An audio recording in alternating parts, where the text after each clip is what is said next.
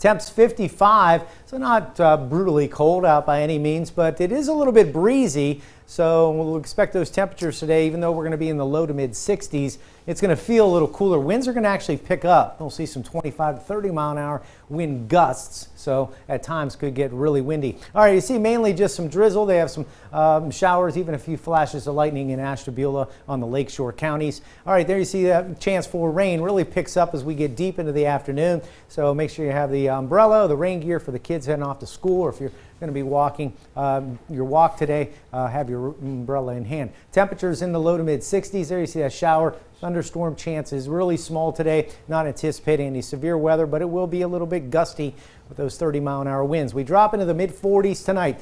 Isolated showers going to continue on the overnight, and tomorrow another wave of some wet weather for us. That'll even leak into Wednesday.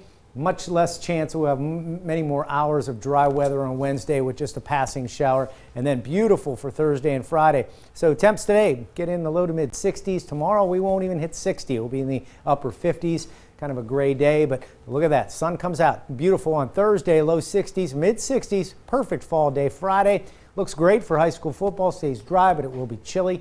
A few opportunities for some wet weather Saturday and Sunday. And we're going to be watching, of course, the track of Hurricane Ian as it does move into Florida by Friday. So that could impact our weather depending on its track as it makes its way in through the eastern United States. We'll be watching that.